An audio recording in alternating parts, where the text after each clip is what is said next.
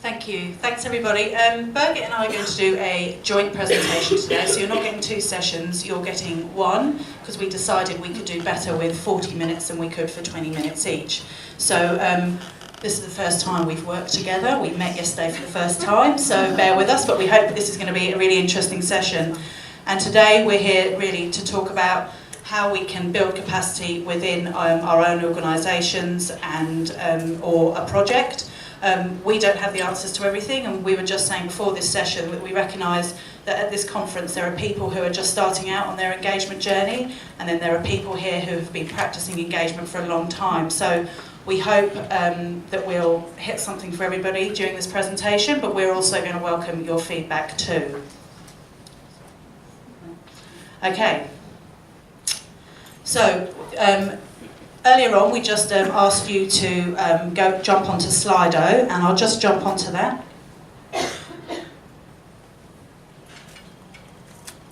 And we asked the question, where does your workplace sit as an engaging organisation? And actually it's really encouraging to see that there's a lot of us that think we're doing good practice in the room. Obviously there's a small percentage of us that are doing compliance, and then I think the middle ground is risk management.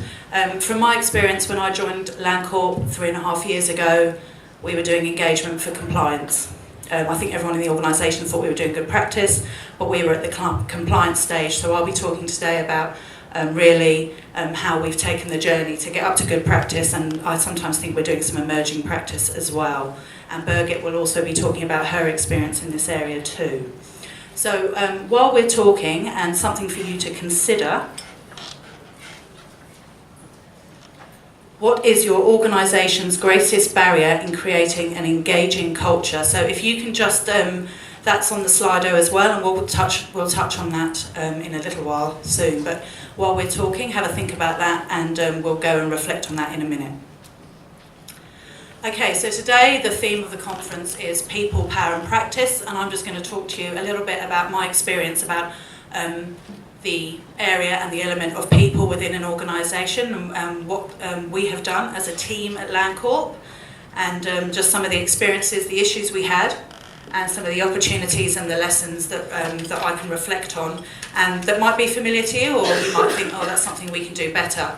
So in 2009, LandCorp was managing 130 active projects around the state of Western Australia, and we thought we were doing really good. We released 1,000 lots out into the market, and we thought, right, let's go and research the stakeholders and let them tell us what they think of us. And it was dire.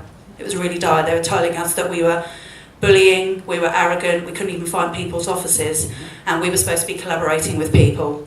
So our board decided that we needed to have a significant overhaul of our processes. And I have to say, since that date and up until now, our board and our senior leadership team really take an active role in overseeing community and stakeholder engagement, and they play a significant role engaging with our corporate stakeholders. So all of our leadership team actually have a corporate stakeholder relationship management plan. And that's for government, industry and community leaders. So on a quarterly basis, they have, and you might not think this is particularly consultative, but they have a targeted list of people they have to engage. And what we try to do is make sure this isn't issues driven. It might just be an opportunity to build a relationship with people, but we have now actually factored that into the key KPIs of all of our staff within the organisation as well. So it's measured on a twice a year from a performance review perspective as well. And also we put everybody through emotional intelligence training. So what we were finding is that staff, you could give them the tools and say this is how you do engagement, but did they really understand the benefits and the value of engaging with people? And so for the past, I would say 3 years, every single member of LandCorp has actually been through emotional intelligence training. Some people it's really benefited. Others are still trying to find their emotions. We work in a project management practice. Apologies to any project managers and engineers in the room, but we do find it to really tap into the emotions and actually get them to think about what other people might be feeling and experiencing when we go out and we do some of the things that we do at LandCorp, because we do a lot of big infrastructure projects and we make significant changes in community. So they're the first two issues that we had.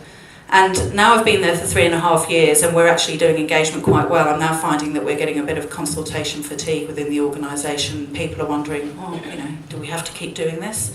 It's hard work, and it is. So it's building up that resilience. And I think one of the, I suppose, significant factors and influencing changes that we've had at LandCorp is the economic downturn in Western Australia. Has really had to refocus the whole business and our approach to every single facet of how we operate. And that's also led us to have a new strategic direction, and that's really helped us to refocus and renew how we do engagement. So we're having a bigger focus on urban infill, and in Western Australia that's still a significant struggle. The community in general support urban infill, but when you start talking to them about urban infill in their backyard, they're not interested. So we're having to look at new ways of how we demonstrate the benefits of urban infill and how that will, I suppose, provide a better outcome for the state of Western Australia and particularly Perth in general. And that's helped us to really explore new ways of engaging with the community. We're partnering with universities to look at how we can sell those benefits. So I think that's really given us a refreshed look at how we can do engagement, and the staff are quite excited about that. And then the last issue was actually the risk appetite to be innovative, and I can tell you now, just to go digital online took me over 18 months to convince to do one pilot on Bang the Table, but we've done it, and I have to say, if you call it a pilot, you can get it over the line. And since we've done a pilot, we now do it, not for all of our projects, but where we're doing significant, extensive consultation, we're working online, but to really work on the appetite of our leadership team to move into that digital space, I had to come up with a really good argument about why we should do it, and that's because I think communities are getting more sophisticated and they are having that conversation online when we were missing out on that. So we've now moved into that area, but what we're finding is we're still not engaging younger people, and we still don't engage on Facebook, which for me is quite a significant issue when engaging the broad representation of the population. So that will still be our next challenge. So these are just 4 of the issues that faced us as an organisation from a people perspective, and I'll let Birgit continue with power and practice. Thanks, Claire. So I'm quite different to Claire. I'm a consultant and I work for a large environmental and engineering consultancy. So every project I work on, I need to look at all these issues. Power is probably one of the biggest issues I struggle with my clients. Getting clients to, number one, want to engage is its own challenge, especially on big infrastructure projects where a lot of agencies and clients think there is very little input that general stakeholders and community can have in those projects. But also, once you get commitment to engage, it's quite often seen as a complete tick box.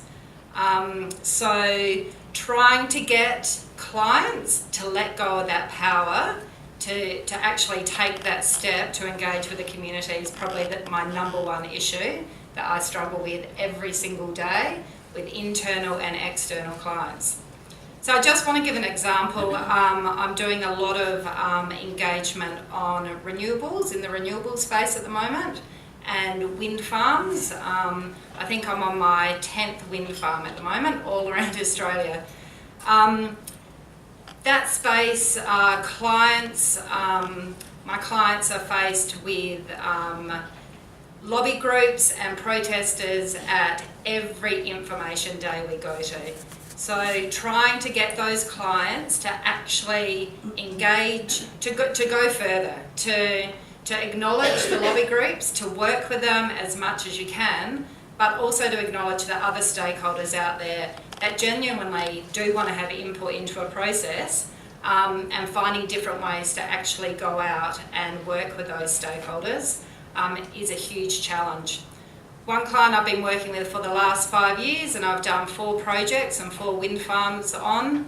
The first time I went in there, he said, I just want to send out some newsletters, I want to be able to tick that box when I put in my application to say that we've done engagement. So from moving on from that 4 years ago, we now this particular client opens up a community office in every location that they're establishing a wind farm. We hold workshops. Of course, stakeholders can't influence every element of this project, so we're really clear on what they can influence, and we run workshops with them. We still have the protesters outside, but the people that genuinely do want to input into the process, we've actually got them on board. So that's one example of working with a client over a period of time to get them to let go of some of the power and allow communities to have some influence on certain elements of the project. Practice. Working mainly on infrastructure projects, from my point of view, good practice and best practice is something, once again, I struggle with daily. It really resonated with me this morning, the comment that was made that we are demanding our governments engage, but what are they engaging on? Who are they engaging with? Once again, is it another tick box? And what's the benefit of doing it? Local government is an area. I worked in local government for 15 years in the UK and various states in South Australia, and local governments now, every single one of them, I think, would say they do engagement, but are they really engaging with what their residents and their stakeholders want them to? Are they getting good participation? A lot of them have online discussions at the moment, and when you look at those discussion forums, you have pages and pages of topics and projects that are out on consultation. But is that what the community want? Like, does every project need to go up on an online discussion forum? Should only certain ones get put up? So once again, I challenge you as a profession, as practitioners and people working in this industry, are we engaging really for the sake of engaging? So what we would like you to do now, sorry, we are going to get you to work today, and we've got a massive room, which is fabulous, but we really want you, as people working in this industry, to think about some of the issues that Claire and I have raised. Do any of them resonate with you?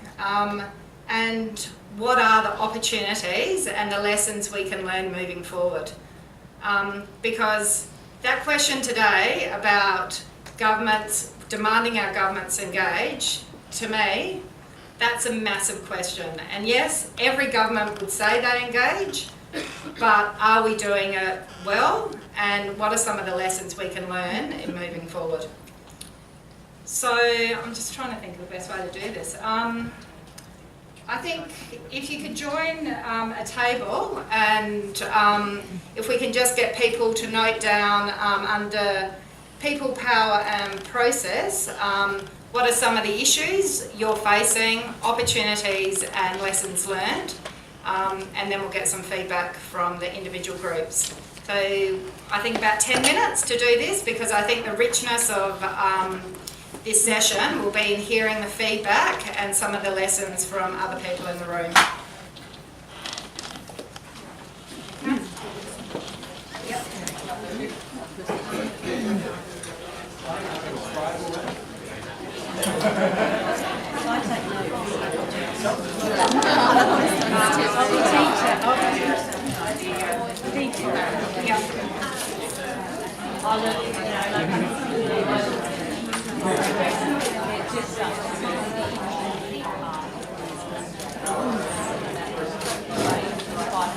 Also, we've had a few replies to, as a practitioner, what's your greatest barrier in creating engaging organisations? So far we've had one vote, so I have actually made it live, so apologies. But if everyone can input into that as well, it'll be interesting to see what we get. We're doing a word cloud, so we see what that looks like. But if you can come up with 1 or 2 words about what you think is your barrier to be an engaging organisational project, that would be great. on the issue. Are you putting your hand up? Oh, no, it's still recording.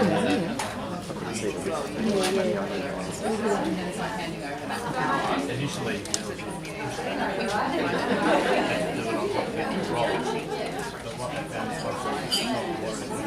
We're designing this class based on best practice examples in Italy. Yes. How is this going to be tackled? Yeah, I don't know. yes, And there's a reflection of that too. That but is you can their actually be proactive.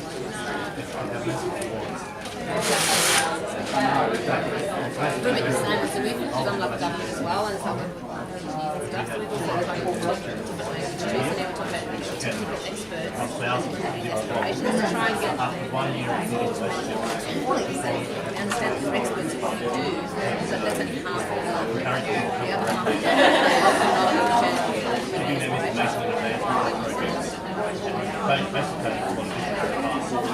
that's a good opportunity also to marry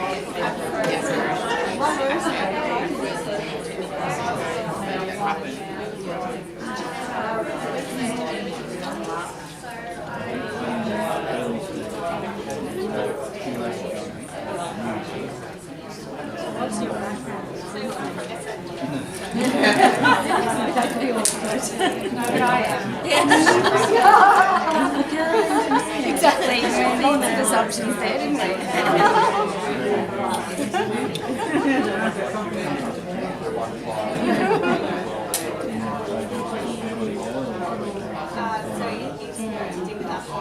How do you feel? Do you feel like you're I don't want to say achievements and the rest of it? Like, so you seem to be able to factor in the open human data. What's the best way to work with? I mean, I'd love to know how we need together. We're spending 10 million for the next 4 years. Oh my God, that's all going to cost like next year. I probably set up two different types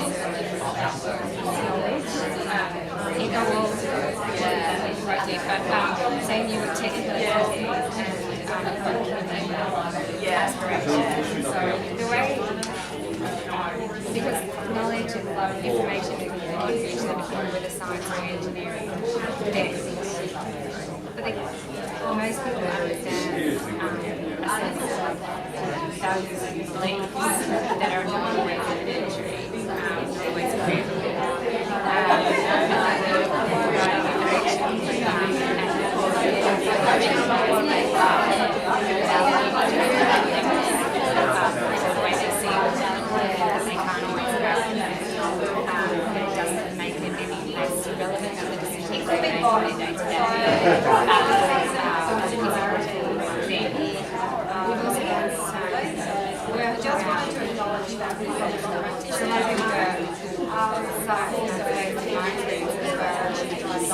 Infrastructure in particular is as inanimate as opposed to an embodiment of values, and maybe change some infrastructure, but it's often inanimate, so sharing the things. So I remember the first time that I read a case study on the impact of a piece of freeway infrastructure in the United States. It was actually built so low that public buses couldn't go underneath it. It was only allowed cars to move from one part of the city to the other. And of course, it effectively put more people on one side and more people on the other side. And most factual, science-based folks can read that kind of information and understand that inanimate thing that they're used to is not quite so. So I think trying to ensure that everybody has the right way. Everybody has a heart and minds. I find it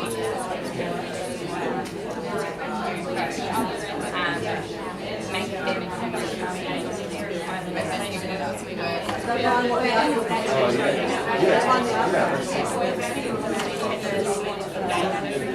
So it's quick,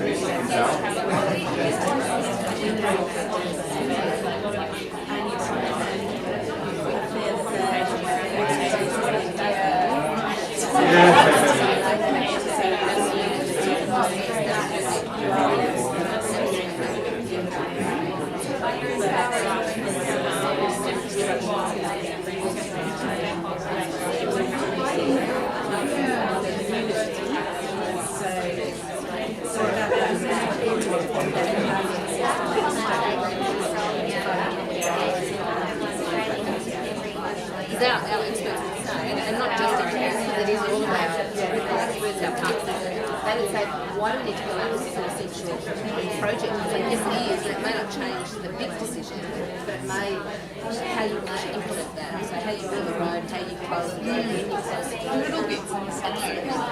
That's one of the fundamental factors.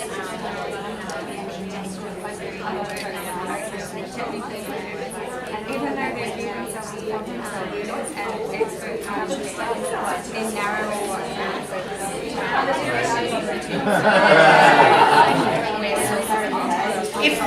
If you could just wrap this up in another couple of minutes, so really get your ideas, the main ideas on your table down.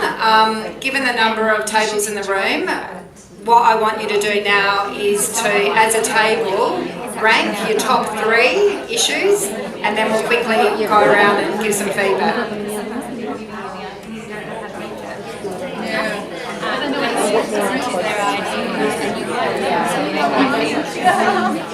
Just more the interactions. So you're getting I try and get them one doing stuff. Yeah.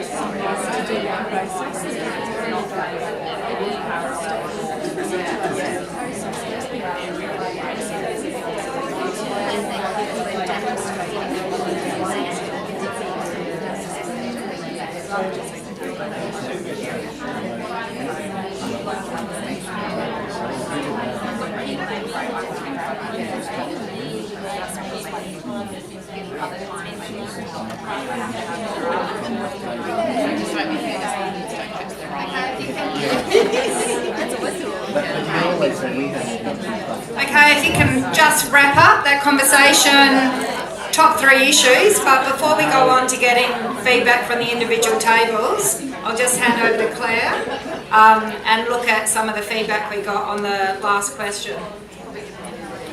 Okay, really strong theme coming out. I mean, you can obviously see understanding, apathy, leadership, management, fear, senior, all very familiar to us. How do we get senior leadership on board? I was fortunate enough because we had done research and our feedback from our stakeholders was terrible. I forgot to add that we're now at 92% approval rating with our stakeholders, but that's taken 7 years. But we're quite pleased with that. It's maintaining it. But in regards to management and how do we get them on board, I think it's, and whether this is a management in your organisation or a leader in leading a project, it's about demonstrating what will happen if you don't do engagement. And you can use this by looking at other organisations who have fallen foul of not doing engagement and looking at the communities that you're working in. And also, I was one person at LandCorp, and what I had to do is build the internal capacity of the organisation. So I actually got people who understood this and got this, and they were my advocates within the organisation along with my leadership team. So I know that resources, and that's been, you know, I look on here and a lot of people are saying resources is an issue, but I think you can still, I think you have to look at embedding it as well into your business plan. And we have a strategic intent we have to report on to our state government on a annual basis, and it's in that as well. So it actually has become part of the way we do business, and it's actually through the emotional intelligence training actually become part of our culture. So it's just about how can you embed that within your organisation so it's across everybody. continually working with senior management, particularly if they change as well. I've had 2 CEOs, so I've had to work with both of them to actually get them, and they are still one of my biggest advocates. But I've been able to demonstrate to them what will happen, and we've seen firsthand what will happen if we don't engage, and it's a significant reputational risk for us at LandCorp. Thanks, over to you, Birgit. And if I can just reiterate on that, the thing that gets most of my clients and internal project managers over the line is that whole risk and reputation management. Use those sort of words to your executive, to your CEO, and there is normally prick up about the damage that can be caused by not engaging with communities and stakeholders properly. So I'm really conscious of time. We've got 10 minutes, but Claire, can you just put up the next question while we go around? Just got one more question that would like you to provide some input on. So what would be the one thing you would do to make your organisation more engaging and collaborative? If you could just pick one thing, what would it be? So if while we're getting the feedback from the individual tables, if you could just take a moment to answer that question, and then we'll feed that back to you at the end. So this table, have you got a scribe? So It's been pushed your way. I love it. So we need one thing. Yep, just one. Yep. Okay, so I think we'll just go on the theme that was up on the screen and go with regards to people. The barriers are from the top, and the challenge is changing the mindsets within the organisation,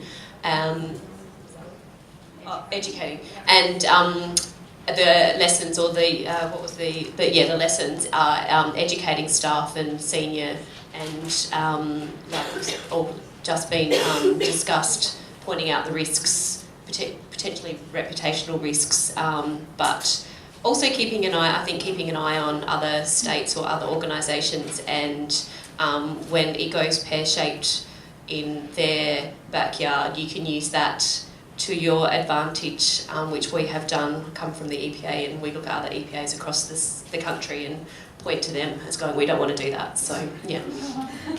and learning from their mistakes. We looked at lessons learned, and we covered the 3 areas, so people, process and power. Probably just not to repeat the people part, I'll go with power. And we had 2 in this area, one which was fear of handing over power when it may not deliver what the organisation may want. And we started then to talk about empowerment, and really we just were hypothesising or pontificating, I'm not really sure. Do we ever really achieve empowerment when we're working for the government? I hope that's not recorded. All right, this table here.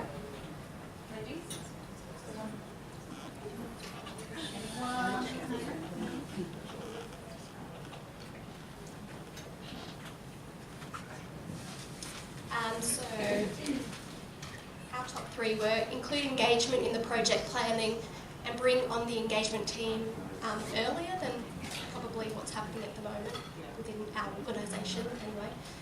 Building capacity and capability within the organisation to engage.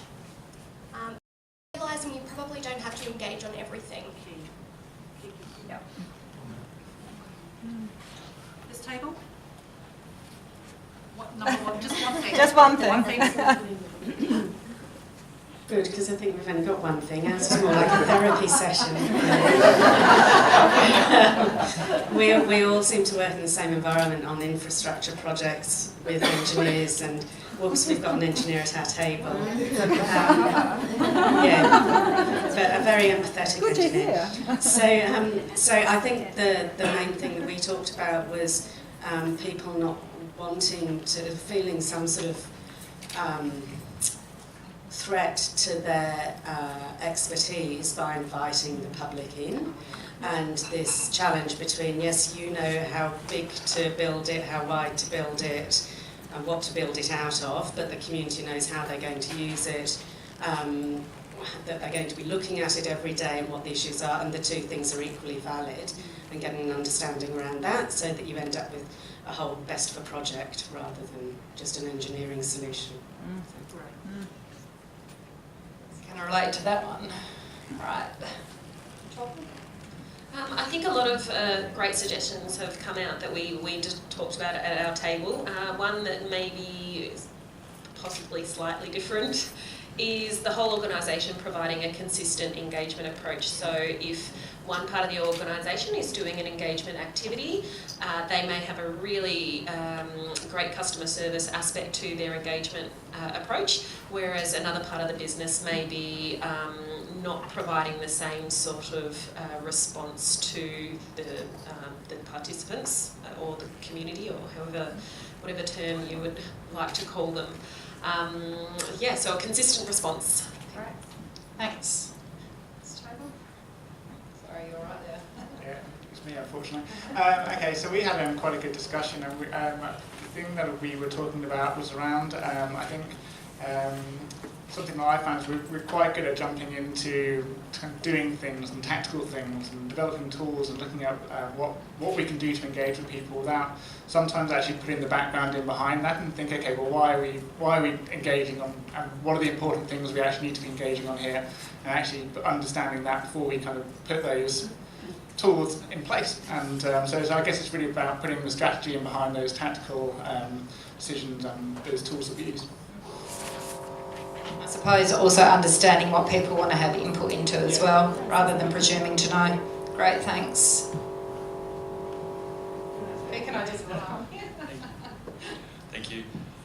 We came up with a few issues under people and practice, but the one I was going to mention actually was the opportunity we came up with under power, and it was building on your discussion before about what you had to do internally, and I think Claire as well with LandCorp, but really focusing on the value of the education internally within the organisations, not being afraid to engage, so looking at going beyond the statutory or legislative requirements, or even a risk management approach, and really looking at what are the opportunities that arise from engaging, I guess, what are the benefits for the organisation and for the stakeholders, and really where is the scope to share the power, I guess, where can it happen on projects.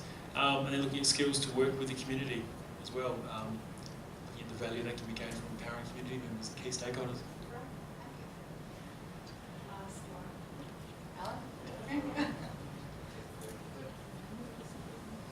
We had some really good stuff at our table. We had one little gem pop out, political will to do the engagement process justice. So rather than going out and engaging for the sake of engaging, ticking and flicking, saying, hey, we have engaged, actually engaging about things that stakeholders in the community have an opportunity to shape a decision, and setting expectations up front that here's the decision to make, here's how you can shape it, rather than just having something predetermined and then going out and just doing sort of retrospective engagement to try and justify your original decision. Very good one to end with. There's so many staples. We really just talked about the appropriate time commitment being allocated, appropriate resourcing capacity, in time investment, building trust, managing internal and expectations. We also talked a bit about who is the expert during consultation, because there's many different stakeholders and many experts, and and really process time allocation is a big one. And that's one that we would have where whatever organisation we sit in, if we had the right time to do our job properly, we probably wouldn't be having a lot of these conversations. Okay, and the results of the last question about what would be the one thing you would do to make your organisation more engaging and collaborative, change. And I'm thinking about changing my title to change management, because it is a significant change management not only within our organisation but what we do when we go out into the community as well. Very small down the bottom it says evaluation, and we have just put together an evaluation framework at LandCorp, and that's really helped us again to refocus, and it helps to I'm sitting down with the project teams and getting them to evaluate the engagement process, and it's fascinating because they start off and want to score everything 5 out of 6 because they think they're going to be personally held accountable to how they're doing it. And then when I said, well, actually the results are going to be amalgamated with lots of other evaluation to help us at a more strategic organisational approach, they kind of calmed down and realised that they're probably only doing a 2 or a 3. And it's a really good capacity building exercise that they don't know that they're doing, but I know that they're doing, because they're sitting there realising how they could have probably done things differently, and they will do things differently when they go on to their next project. But what's great is taking those results back to your leadership team. So it's another way of trying to get your management on board, is through, I suppose, demonstrating when you evaluate your process, how you as an organisation could perhaps adopt some new approaches, change your practice to help strengthen what might be still a weakness within your organisation. I have to say I found it really beneficial, and even for me as a practitioner, recognising that we still have a really long way to go. So I think evaluation's a really good thing, but it's a nice to have, and I don't know about most people, but you finish one engagement and you just move on to the next and you never have time for it. But it's about factoring that into your engagement planning and having an evaluation process as well. So Birgit, any final words? Just moving on from the evaluation, the whole lessons learned. Often we don't get time to evaluate, let alone reflect on lessons learned. And within organisations, everyone's doing engagement, so that lessons learned, but also how you're going to communicate that within your organisation is critical, because every single project you work on, you could do better, or there could have been a different way you do it, and you always learn something. So take that time to build that into your projects, but also communicate it to your organisation. Thank you. Thanks very much.